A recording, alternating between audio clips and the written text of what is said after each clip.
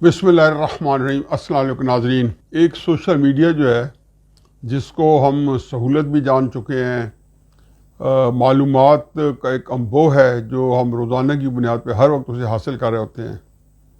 मैंने देखा इसका हम एक मुआवजा भी अदा करते हैं और मुआवजा इंतहाई घिनौना, इंतहाई अंधोनाक और भयानक है, और वो है झूठी खबरों का। मतलब देखें कि कल ही खबर चला दी गई कि मियां महमूद रशीद साहब को जेल के अंदर हार्ट अटैक हो गया, वो वफात पा गए। पूरे पाकिस्तान के अंदर एक कोहराम मच गया। ज़ाहिर है मियां महमूद रशीद और मेरी दोस्ती जो है वो 50 साल से ज़्यादा का अरसा हो चुका है, और हम दोस्त नहीं, हम भाई हैं। हमारा बहुत ही गहरा तल्लक है, बहुत ही ऐसा कि अपनी सारी सियासी मसरूफियात के इंतहाई मसरूफियात के दिनों में भी हम इतवार को या हफ्ते महीने में कम से कम 2 दफ़ा ज़रूर मिलते थे, या हर संडे को ज़रूर मिलना। अब मेरे पे क्या बीती होगी, लेकिन मुझे अंदाज़ा हो गया था कि ये ख़बर अगर इस तरह की होती तो मुझे डायरेक्ट फ़ौरन ही मिल जाती महमूद रशीद साहब के घर वालों की तरफ से, या हमारे मुश्तरका दोस्त पूरा लाहौर भरा पड़ा है, उनमें से कोई ना कोई पहुँचा देता। चुनांचे मुझे तो उसी वक्त ही मैंने अंदाज़ा कर लिया था खबर झूठी है, मैं ज़्यादा तवज्जो ही नहीं दी। लेकिन अफसोस हो रहा था कि ऐसी खबर जो है वो फैलाई कि बहरहाल जो लोग दूर परे से जानते हैं उनके मुझे फ़ोन भी आना शुरू हो गए, और मुख्तलिफ मैं जहाँ था भी नहीं, मैं मियाँ वाली था, वहाँ से मुझे हर तरफ से फ़ोन और ग्रुप्स के अंदर इंक्वायरी शुरू हो गई, व्हाट्सएप मैसेज आने शुरू हो गए। फिर अल्लाह का लाख लाख शुक्र है कि महमूद रशीद साहब की एक अपनी तरदीद आ गई जो मेरे तक भी पहुँच गई, और मैं लोगों को फॉरवर्ड कर रहा हूँ। या आप भी वो तरदीद देख लें कि अंदाज़ा लगा लें कि किस तकलीफ से इस तरह की बातें फैलाना करना किसी का क्या हासिल होता है। बिस्मिल्लाहिर्रहमानिर्रहीम। मैं मियां महमूद रशीद कल PIC में अपने मेडिकल चेकअप के लिए हार्ट के वहाँ पर गया था, और आज 23 अगस्त बरोज़ इतवार शाम 6 बजे मैं कैंप जेल में खैरियत के साथ हूँ। सोशल मीडिया की क्रेडिबिलिटी जो है, इससे आप अंदाज़ा लगा लें कि इससे जो कुछ हम हासिल कर रहे हैं या करना चाह रहे हैं, बुनियादी तौर पे आप एक साख जो है मुतासर होगी। कौन लोग कर रहे हैं अल्लाह जानता है। बल्कि इसी ज़िम्न में आज जज दिलावर जो इमरान खान साहब का तोशाखाना केस इस्लामाबाद में सुन रहे हैं, उन्हें हाई कोर्ट को अपील की है कि मुझे सोशल मीडिया की गालियों से बचाया जाए। तहरीक इंसाफ वाले उनके ऊपर जिसको कहना चाहिए कि गलीज़ किस्म की उन्होंने स्लैंडरिंग की, उनकी करैक्टर असैसिनेशन की, उनकी किरदार कुशी की कैंपेन शुरू की हुई है।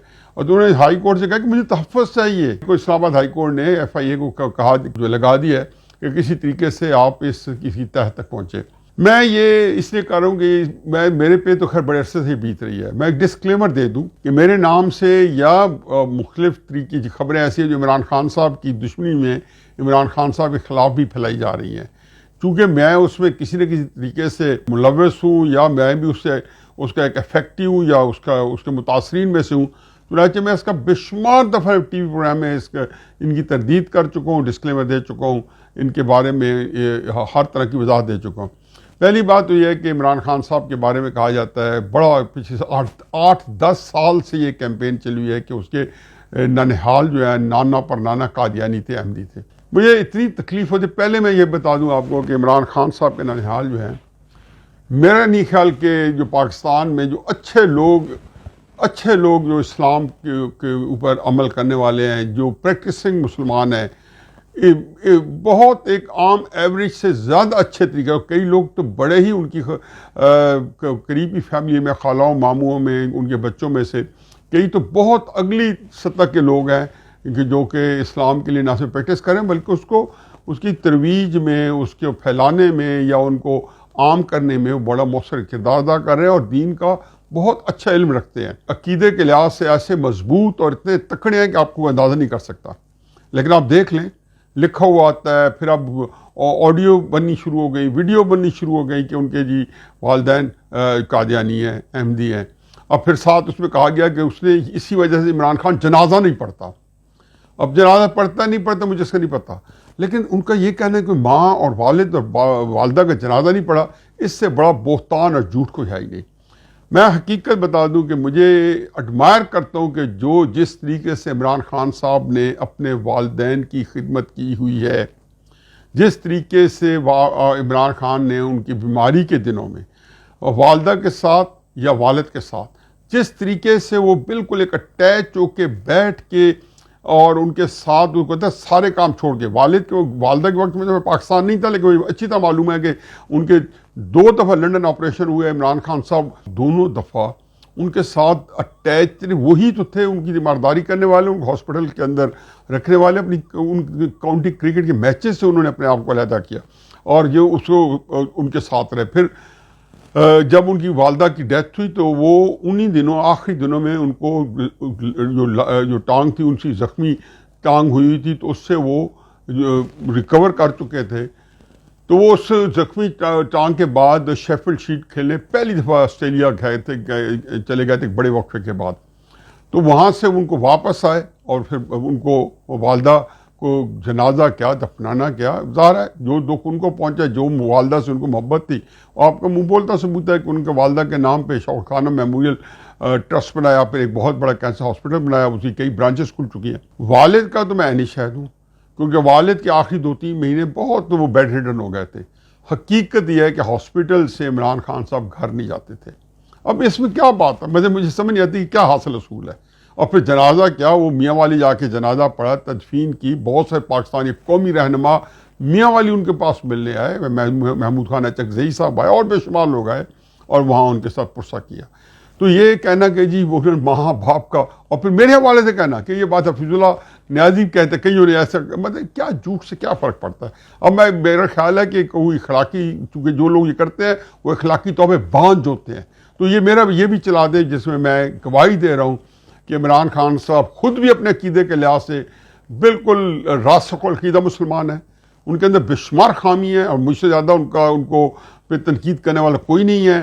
میرا خیال ہے کہ میرا جو جتنا میں تنقید عمران خان پہ کرتا ہوں شاید ہی کوئی اس طریقے کرتے ہوں، لیکن جو ان کی سیاست ہے اس کو میں آڑے ہاتھے لیتا ہوں۔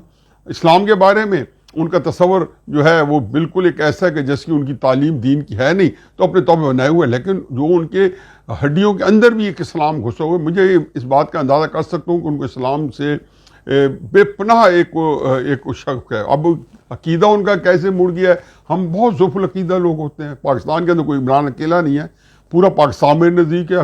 عقائد میں ہمارے چاہے کوئی کس طرح بھی ہو تو ہم نے بہت سی بدعتیں شامل کی ہوتی ہیں، اس میں کیا کیا جائے، اس کا کوئی حل ہے؟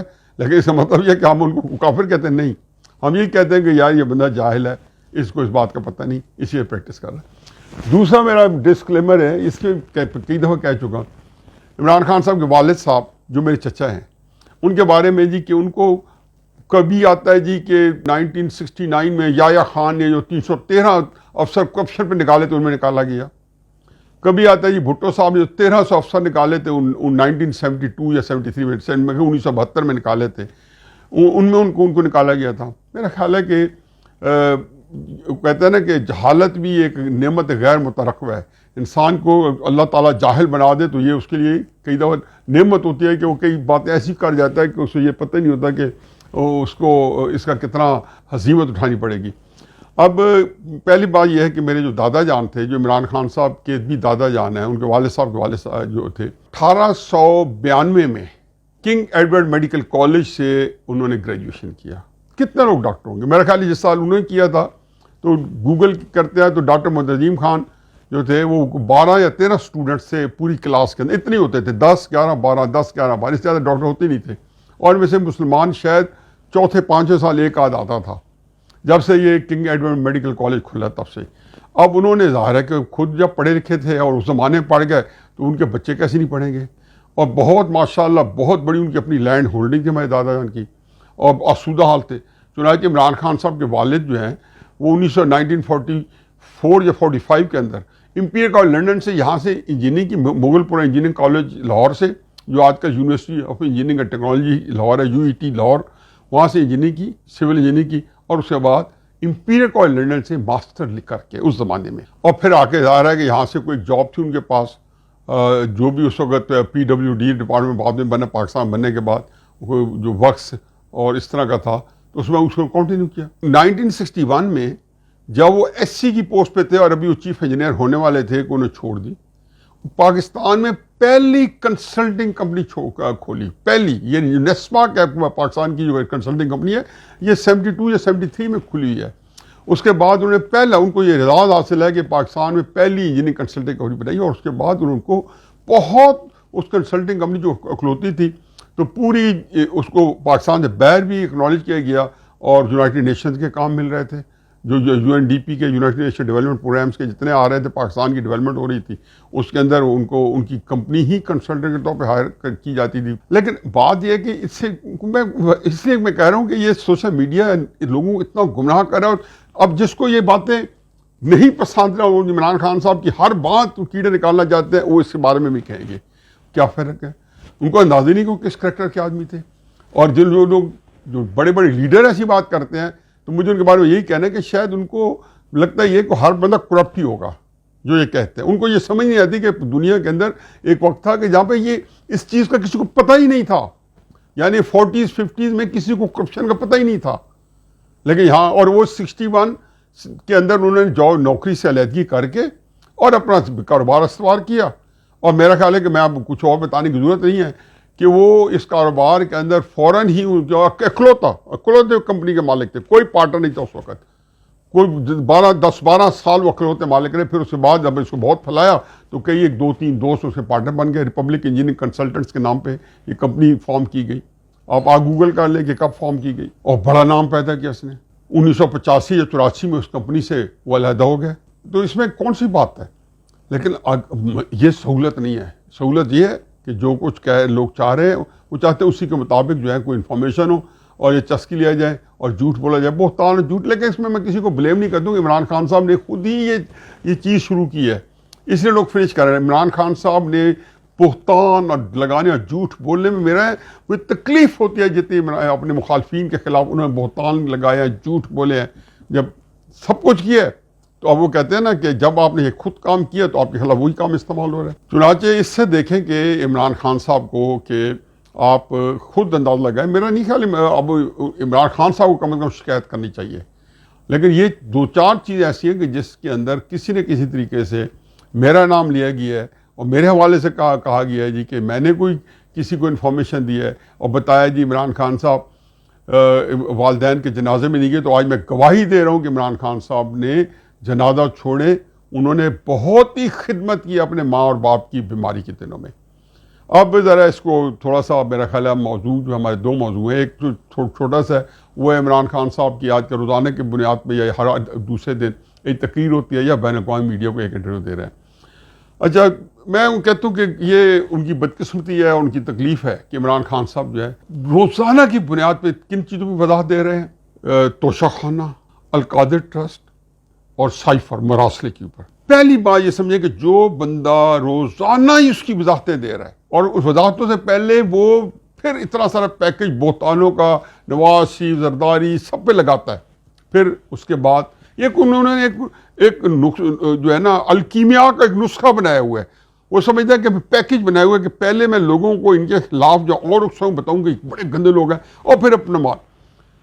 حقیقت یہ ہے کہ میں جب ان کے چہرے کو دیکھتا ہوں تو وہ عمران خان جو جھوٹ جو ہے، غلط بیانی جو ہے، بہتان جو ہے انتہائی اعتماد سے لگاتے ہیں۔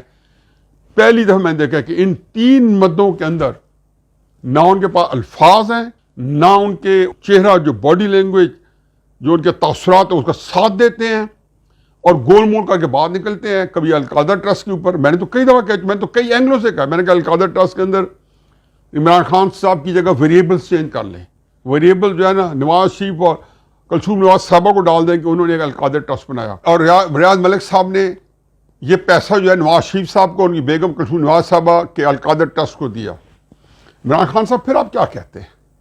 آپ اس سے اندازہ لگائیں کہ آپ، اور یقین جانو کہ آپ دیکھا کریں آدھا لفظ بولتے ہیں پھر آگے ٹپ جاتے ہیں، کیونکہ ان کے پاس سمجھ نہیں آتی، کو کہتے ہیں کسی طریقے سے بھائی جن کو آپ یہ کہہ رہے ہیں انہوں نے ذہنی طور پہ ان کے ذہنوں کے اندر وہ لگے ہیں، ایک وہ جو کہنا چاہیے کلیمپس لگ گئے ہیں، وہ تو آپ کی بنوان بات مان لیتے ہیں، لیکن اپنے اندر چونکہ خود وہ کنونس نہیں ہے، خود روزانہ کی بنیاد پہ نہ وہ سائفر پہ کنونس ہے، انہیں پتہ ہے انہیں جھوٹ بولا ہے، القادر ٹرسٹ کو پتہ ہے کہ انہوں نے کرپشن کیا ہے۔ توشہ خانہ میں آپ پہ کوئی ایک الزام ہے عمران خان صاحب پہ؟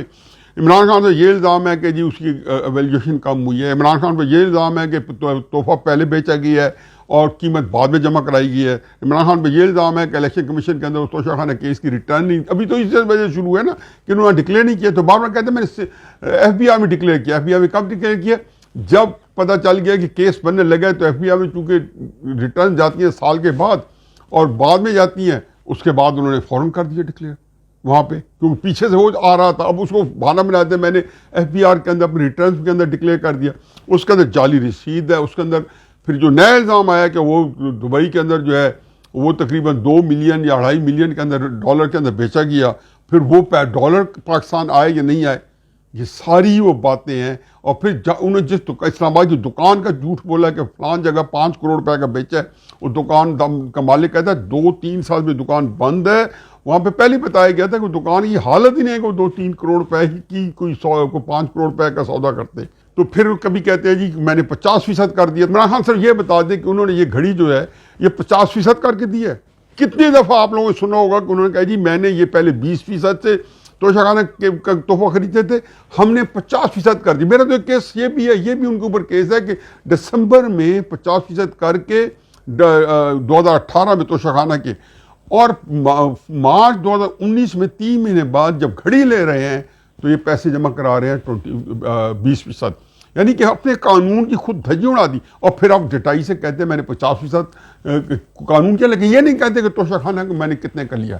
مطلب دیکھیں یہ وہ ساری باتیں ہیں کہ آنکھوں میں دھول جھونکنا کا محاورہ, جو آنکھوں میں دھول جھونکنے کے لیے. تو ایسی باتیں جو یقین کیا کرتے ہیں ان لوگوں کے آگے جو کہ ویسے ہی آپ کے اندر آگے آپ کے آگے مغلوب ہوئے ہیں, ان کے ذہنوں کے اوپر آپ کا پورا غلبہ ہے, تو کرنے کی ضرورت ہی نہیں ہے.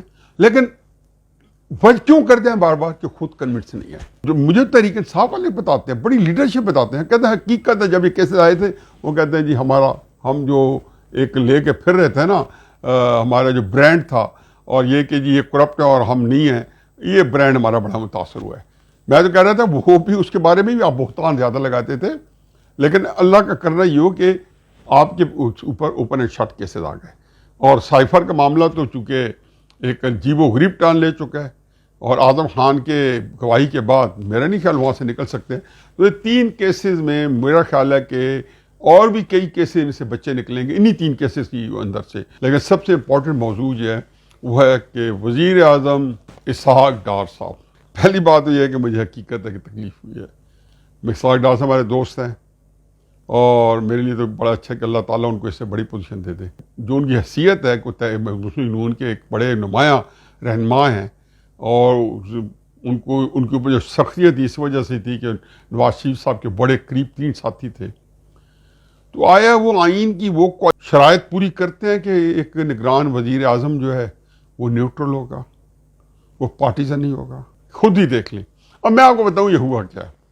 لیکن اس میں جو کچھ بھی ہوا ہے, یہ نام لانا یا اس کو عام کرنا یا اس کو تھوڑا سا چیک کرنا کہ پانی کی گہرائی کے لیے پتھر نہیں پھینک دے کتنا گہرا ہے, یہ اپنے طور پہ میرا خیال ہے کہ ایک اخلاقی پوزیشن مسلم نون کی بہت متاثر کر گیا. اچھا ایک میں بات بتاؤں آپ کو کہ جو یہ سارا چیزیں کیوں ہو رہی ہیں. 12 اگست کو یہ حکومت جو ہے اپنے پورا ٹائم پورا کر کے گزر جائے گی. ہو سکتا ہے ان کی خواہش یہ بھی ہو کہ ان کو ٹائم زیادہ ملے, لیکن وہ ٹائم زیادہ لینے کے لیے ان کے پاس کوئی طریقہ کار موجود نہیں ہے, کیونکہ 16 سپٹمبر تک یہاں پہ چیف جسٹس عمر عطا بندیال صاحب بیٹھے ہیں. تو آج یہ کچھ بھی کرتے وہ ان کو نلیفائی کر کے ان کو گھر بھیج دیتے ہیں. تو انہوں نے سوچا کہ کیوں نہ کریڈٹ لیا جائے.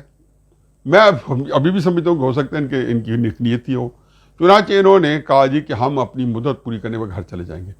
اب دوسرا یہ تھا کہ پہلے ایک یاد ہے آپ کو ایک دفعہ آیا تھا, کچھ بیانات آئے تھے کہ اندر سے درون خان اسٹیبلشمنٹ کو یہ اس بات پہ قائل کر رہے ہیں کہ اگر آپ نے الیکشن لیٹ کرنے ہیں تو پھر ہماری مدت بڑھوا دیں. ان کا خیال تھا کہ چلو اگر یہ اسٹیبلشمنٹ کوئی زور زبردستی کرے مدت بڑھوائے گی تو عمر عطا بندیال صاحب کے ہاتھ باندھے جا سکتے ہیں کہ اسٹیبلشمنٹ کے اثرات جو ہیں اثر و رسوخ جو ہے کچھ بھی کر لیں عمر عطا بندیال صاحب اس سے نکل نہیں سکتے. وہ اتنے تک تو نکلتا ہے جتنے تک وہ تھوڑا سا نرم رویہ رکھتے ہیں. جس دن وہ اپنی چھڑی اٹھا لیتے ہیں تو پھر کوئی بندہ بھی ہو ان کے سامنے ہل نہیں سکتے. پاکستان کی تاریخ ہے. تو میرا نہیں خیال کہ ہمارے جو آج یا کل جو آنے والا کل ہے اس میں ہم مختلف چیزیں دیکھیں گے. یہ ایک رول ہے جو ادا کر رہے ہیں. اتحادی حکومت کا یہ خیال تھا کہ اگر یہ بڑھا ہی رہے ہیں تو یہ پھر کسی نگران کے پاس 4-5-6 مہینے نہیں ہونے چاہیے، ان میں سے 3 مہینے ہمارے پاس ہونے چاہیے، 4 مہینے، اور پھر اس کے بعد الیکشن ہو جائے. چلو نہ ہو سکا، اس کی وجہ پھر بتا رہا ہوں کہ عمرتاب بنجال صاحب کو چیف جسٹس کی ہونے کی وجہ سے، اور اس لیے میں ان کو زیادہ نیک نیتی کے نمبر نہیں دیتا ہوں کہ سیاستدانوں کے بہرحال ایک انویسٹ انٹرسٹ ہوتے ہیں، سیاست ہوتی ہے، اس کے اندر وہ حالات اپنے موافق بنانے کی حتی الامکان حتی المقدور کوشش کرتے ہیں. اب تانگا مت بجانگا مت، جب پتہ چل گیا کہ جی ہم نے 12 اگست سے پہلے ہم نے جانا ہے، تو 2 ہی چوائسیز ہیں. اسمبلی 4-5 دن پہلے ڈیزالو کر کے جو 8 اپریل کو شاید کر دی جائے، تو الیکشن جو ہے 8 نومبر تک کھینچ لیے جائیں، 3 مہینے. لیکن اس کے ساتھ جو لفظ تھی کہ یہ نگران حکومت 8 اپریل کے بعد یا 9 اپریل کے بعد انسٹال ہو جائے گی، اور وہ اگلے اس پیریڈ کے لیے جب تک الیکشن ہی نہیں ہوتے وہ اقتدار میں رہے گی. پنجاب میں آپ نے دیکھا ہے پچھلے 5-6 مہینے سے نگران حکومت ہے، اور ابھی لامتناہی سلسلے تک چل رہی ہے کہ نگران حکومت، کیونکہ اب وہ الیکشن جب تک نہیں ہوں گے تو نگران حکومت ہی حکومت چلائے گی پنجاب کے نظم و نسق. یہی حال مرکز میں ہونے کو ہے. اب جو اتحادی حکومت ہے جس میں پیپلز پارٹی ہے، جس کے اندر پی ڈی ایم ہے، جس کے اندر اے این پی ہے، یہ کسی صورت نہیں چاہتے، یا جس کے اندر اور سیاسی جماعتیں چند ایک کو چھوڑ کے جو اسٹیبلشمنٹ کے his or Hare masters voice ہیں ان کو چھوڑ کے باقی ساری جماعتیں نہیں چاہتی کہ جی نگران حکومت جو ہے 3 مہینے سے 1 دن بھی زیادہ رہے. اب اگلا مرحلہ یہ تھا کہ جی کوئی ایسا بندہ جب وہ بناتے ہیں، کوئی ٹیکنوکریٹ، کوئی جج بناتے ہیں، کوئی بیوروکریٹ بناتے ہیں، ماضی کا تجربہ یہ ہے کہ جی وہ اسٹیبلشمنٹ کے اشاروں پہ ناچتا ہے، اور یہ ساری حکومتیں ریڈنڈنٹ ہو جاتی ہیں. 2018 کا الیکشن اب دیکھا نہیں ہے کہ کس طریقے سے آر ٹی ایس بیٹھا ہے. استحکام پاکستان پارٹی نے بھی خاصا بھونچال پیدا کیا ہوا ہے. اچھا، استحکام پاکستان پارٹی میں کتنی دفعہ کہہ چکا ہوں کہ اس نے مسلم نون اور پیپلز پارٹی دونوں کو اپسیٹ کیا ہے. کوشش استحکام پاکستان پارٹی نے کی رہی ہے کہ مسلم نون اور پیپلز پارٹی دونوں کو کمفرٹ دیں اور کہیں جی ہمارا تو مسلم نون وہ ہماری اپنی پارٹی ہے، ان سے ملاقاتیں بھی کی، سب کچھ کیا، اور اس کے بعد پیپلز پارٹی کے لیے بھی انہوں نے اچھی نیک خواہشات کی. لیکن عملاً جو ہے نواز شریف صاحب ہو یا زرداری صاحب ہوں یا فضل الرحمان صاحب ہو، وہ استحکام پاکستان پارٹی کو ہمیشہ ہی ایک معاندانہ نظر سے دیکھیں گے، ایک تیکھی نظر سے دیکھیں گے. وہ کسی صورت میں یہ نہیں برداشت کریں گے کہ اس طرح کی پارٹی جو آئے، جو اسٹیبلشمنٹ جو ہے ایک ایسی پارٹی فلوٹ کرے جو ان کی موجودگی میں. اچھا، ایک اور فیکٹ بھی انکارپوریٹ کرتے جائیں، اس کو بھی اندر شامل کریں، جو میں کئی دفعہ کہہ چکا ہوں کہ یہ جو الیکشن ہے اس کے اندر کسی پارٹی نے کمال نہیں دکھانا. اس میں سیٹوں کی بندر بانٹ ہونی ہے، اور سیٹیں دینے والی اسٹیبلشمنٹ ہی کی وجہ سے ملے گی. اب جب آپ کو ساری سیٹوں کو ہر پارٹی کو تقریباً ان کے حصے جو بقدر جثہ کے ساتھ ملنے ہیں، تو مسلم نون کو بھی اگر اسی طریقے سے ملنا ہے اور پیپلز پارٹی کو بھی ملنا ہے تو، اور اس کے بعد استحکام پاکستان پارٹی کو بھی ان کو دینی ہے سیٹیں کچھ زیادہ دے دی، تو جو وزیر اعظم بننے کا جو بیلنسنگ فیکٹر ہے وہ استحکام پاکستان پارٹی کے پاس چلا جائے گا. نواز شریف صاحب کے اوپر آلموسٹ کنسنسس ہے، لیکن وہ یہ اس کے باوجود وہ سمجھتے ہیں جی کہ جب سیٹیں جو کہ ہم نے دینی ہے تو وزیر اعظم ہم ہی سلیکٹ کریں گے، اور اس کے بعد سارا نظام جو ہے اس میں منحصر رسوخ رہے کہ عمران خان صاحب کے بعد کے یا جب ان کو الیکشن لڑنے نہیں دیا جائے گا تو جو حالات پیدا ہوں گے اس کو اس سے بھی نبرد عثمان اسٹیبلشمنٹ نے ہونا ہے، سیاسی حکومت نے نہیں ہونا.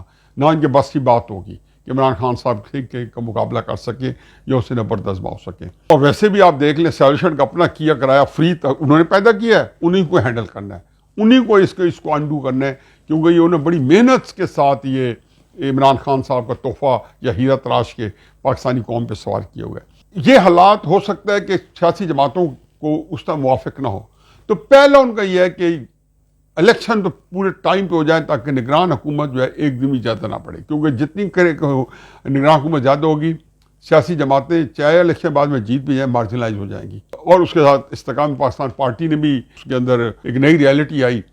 تو نواز شریف صاحب جو ہیں وہ ایک سعودی عرب کا اعلان کر کے اور کسی نہ کسی دبئی پہنچ گئے کہ جی حج پہ جا رہے ہیں سعودی عربیہ، اور یکدم پتہ چلا دبئی لینڈ کر گیا. پھر پتہ چلا جی دبئی کے اندر تو قیام لمبا ہو گیا ہے.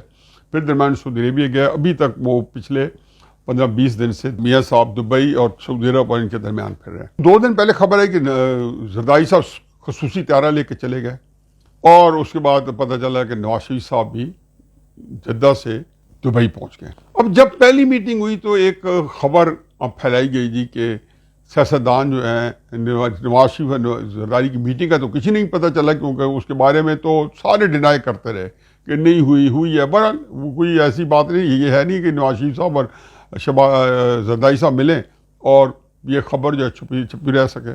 اس کے اندر مریم نواز صاحبہ بھی تھی, اس میں بلاول زرداری صاحب بھی تھے. اس میٹنگ میں بلاول زرداری صاحب جو کل ہوئی ہے وہاں پہ پہنچے ہوئے تھے. اچھا, اس میٹنگ کے اندر پتہ چلا ایک خبر آئی کہ جی اس دفعہ سیاستدان کو بنایا جائے گا. اب تب بھی لوگوں کے جو ہے نا جس کو کہنا چاہیے کہ تھوڑے سے کان کھٹ کے انہوں نے کہا جی اب کوئی ٹیکنوکریٹ یا جو ہے کسی جج کو نہیں بنانا. اچھا, ہم سارے آپس میں بیٹھ کے جتنے دوست تھے یہی اندازہ کرتے رہے, گیس ورک کرتے رہے کہ سیاستدان میں کون ہو سکتا ہے. میں نے تو اپنے پروگرام میں کہا جی کہ پھر بیسٹ چوائس مالک کی ہے, کیونکہ ہمارے ذہن میں تھا کہ وہ نگران پیریڈ کو قابو کرنے کے لیے اور ان حالات کو حکومت جو ہے کنٹرول کرنے کے لیے, تاکہ اسٹیبلشمنٹ حضور سے زیادہ دخل نہ دے. جب یہ لوگ گھروں میں بیٹھے ہوں تو ٹوٹل 100% اسٹیبلشمنٹ کے کنٹرول میں ملک نہ چلا جائے, تاکہ ہر بندہ چاہتا ہے کہ ان کا جو مفادات ہیں وہ کچھ اسٹیبلشمنٹ کی اس کی حفاظت کریں, کچھ وہ خود اپنا منتخب رکھیں. اچھا, اب اس کو تھوڑا وائنڈ اپ کرتے ہوئے اور coming back to our original topic کہ وزیر اعظم اسحاق ڈار صاحب کی کل کی جو ہے یکدم آیا اور پورے ملک کے اندر بھونچال آ گیا کہ جی وزیر اعظم اسحاق ڈار. تو میں سوچنے پڑ گیا تھا کہ آیا یہ اتنا ایسا فیصلہ ہے کہ جس کو کوئی نہیں مانے گا, مطلب پبلک کے اندر بھی اس کو اچھی اس پہ نہیں لیا جائے گا, اور مجھے تھا کہ اسٹیبلشمنٹ بھی شاید اس کو تسلیم نہیں کرے گی, اور یا ان کے بھی ریزرویشن ہوگی. اور باقی جو ہے کہ یہ جو ہے ایک نگران جو سیٹ اپ ہے اس کی بھی جو کوالٹی ہے اس کی نفی کرتا ہے ان کا آنا. کسی طور پہ بھی پیپلز پارٹی کا بڑا لیڈر یا مسلم نون کا بڑا لیڈر کسی طور پہ قبول نہیں کیا جائے گا. اب یہ ساری باتوں کے بعد جو خبر ہے بڑے خوبصورت طریقے سے آئی گئی, ٹی وی کے جو فیڈ کی گئی کہ اسحاق ڈار صاحب نگران وزیر اعظم, اور اسٹیبلشمنٹ پیپلز پارٹی بھی اس پہ راضی ہے, مسلم نون کی طرف سے نے تو راضی ہونا تھا, اسٹیبلشمنٹ نے بھی اس کو قبول کر لیا. یہ عجیب بات نہیں کہ آئین میں تو اسٹیبلشمنٹ کا ذکر ہی نہیں ہے, پھر یہ اسٹیبلشمنٹ کہاں سے آ گئی؟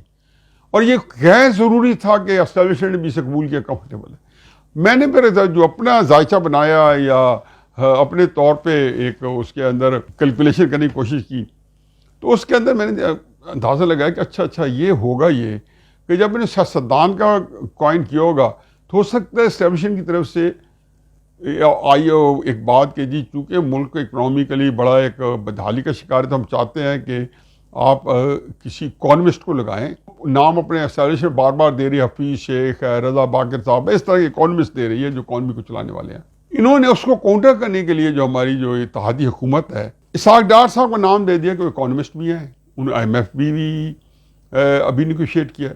اب ٹیکنیکلی میرٹ پہ اگر اس بیک گراؤنڈ کے ساتھ دیکھیں تو اسحاق ڈار صاحب سے زیادہ خوب وزیر اعظم ہے ہی نہیں, کیونکہ ایک اکنامک کنٹینیوٹی جو ہے انہی کے نیچے آ سکتی ہے. آیا اسٹیبلشمنٹ ان کی یہ بات تسلیم کرے گی؟ میرا نہیں خیال. مجھے لگتا یہ ہے کہ اتنا کل شور مچا کہ آج پیپلز پارٹی میں شہری رحمان اور ان کے کنڈی صاحب نے پریس کانفرنس کی, انہوں نے کہا ہمیں تو پتہ ہی نہیں ہے, تو مسلم نون نے کیا, ہم تو ہمیں تو پتہ ہی نہیں ہے. یعنی کل خبر میں سارے لوگ چپ رہے اور سارا دن ٹی وی پہ ہر جگہ آتی رہی. آج انہوں نے کہا جی ہمیں تو اس کا پتہ ہی نہیں ہے. تو لگتا یہ ہے کہ سارے اس خبر سے اب نکلیں گے بغیر کسی وجہ کے, اور باوجود ہے کہ سب کو پتہ تھا, سارے کنونس تھے, پیپلز پارٹی والے بھی کنونس اور یہ مسلم نون دونوں کی باہمی کاوشوں سے انہوں نے سوچ و بچار کے بعد یہ سارا کیا ہوگا کہ پہلے سیاستدان کا نام فلوٹ کیا, پھر اسحاق ڈار کا نام فلوٹ کیا, لیکن جیسے ہی ایک طوفان کھڑا ہوا یہ سارے پیچھے ہٹ گئے. مجھے نہیں لگتا کہ اسحاق ڈار صاحب وزیر اعظم بن پائیں گے. کون بنے گا؟ 2 4 5 6 دنوں میں ایک نام کوئی اور سامنے آ جائے گا, یا کم از کم اس کے اوپر جو اندر کی خبریں جو ہیں وہ لیک ہونا شروع ہو جائیں گی. ایک بات حتمی ہے اور خاطر جمع رکھیں, ہوگا وہی جو پی ایم بھائی اسٹیبلشمنٹ کا ہی آدمی ہوگا. باقی نگران حکومت جو قائم ہوگی وہ انہی کی تابع ہوگی, اور الیکشن میں اگر انہوں نے 2 4 مہینے کا ڈیلے کروایا تو اس میں بھی ان کو کوئی رکاوٹ نہیں آئے گی. ہمارے